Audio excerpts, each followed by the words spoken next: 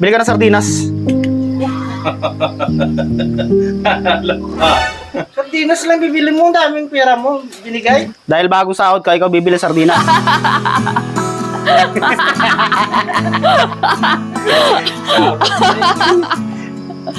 Ano to? Sahod niya akin?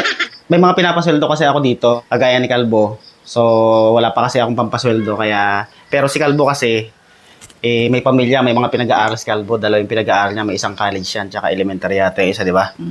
So, dapat ang pasahod ko sa kanya is, sa kanila is, mga 2 or 3 ng ganyan, nagpapasahod ako.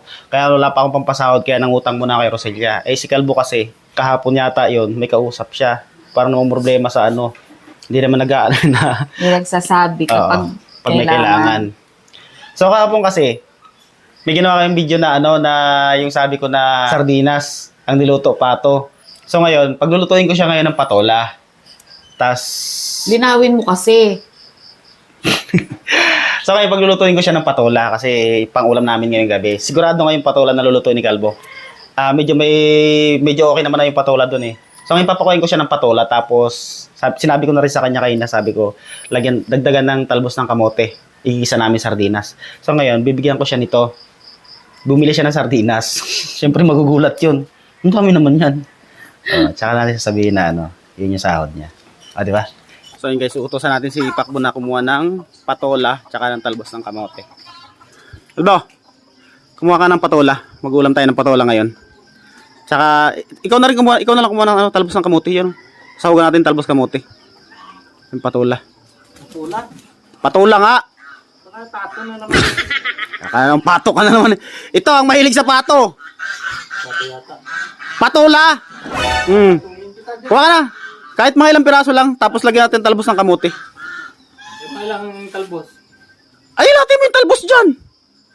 Hindi, baka madami ako. Tapos akong pagalitan ninyo. Ay, Dito, nasa mundo tayo ng ang cute yung dalawa. Kaso nga. Ang cute yung dalawa. Tignan ay, mga mama.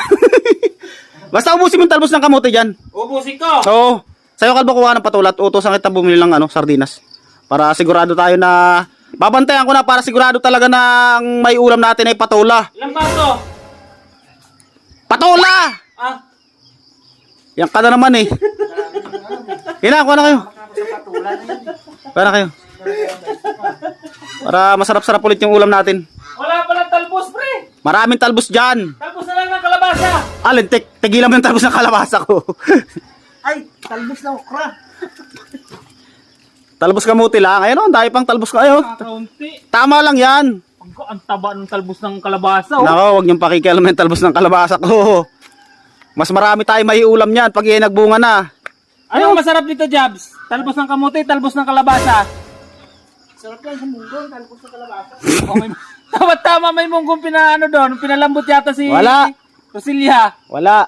Ayun na yung Nakita ko munggo doon eh. mga patola na, pwede na yun. Ilang pato? Jabs, pato daw. Taragis talaga to. Latin mo na yan, yung talbos ng kamuti na yan. Yan na.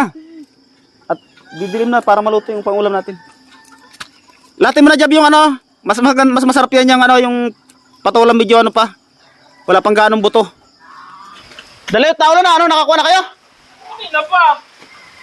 Dito na, dali nyo dito. Kulang na nga lang talbos ng putong kalabasa eh. Huwag mong ayaw mong tahanan yung kalabasa. Dito. Ano gagawin dito? Lagay mo dito. Pwede mo patay yung pato? Ito naman ayaw tahanan yung pato. Malilit pa masyado to, Kalbo. Yan nga eh. Pero tama to, mas masarap to sa ganito kalaliit, masarap talaga sa yan. Kikis-kisin lang yung balat yan. Mga ilang sardinas to, Kalbo? Maganda yung maraming sardinas. Dito ka sa loob. Ha? Pumasok ka dito sa loob. Mga ilang sardinas kasi dyan. 4. Masarap yung maraming sardinas. Tapos kunting sarsa lang. 4 na sardinas. Marami na kaya yan? Pwede na pang ulam yan.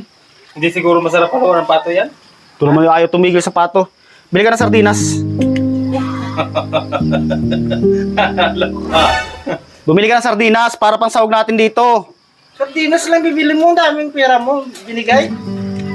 Basta bumili ka nga ng sardinas. Pagkasyahin mo yan sa 4 na sardinas. Pagkasyahin mo yan. Ah, bilisan mo. Pagkasya mo to sa apat na Oo, sardinas. bahala ka na.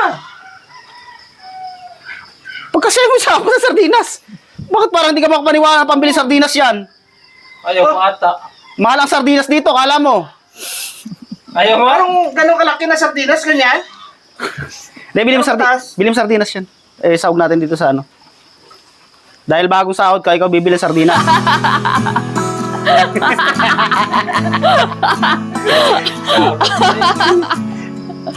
Ano to?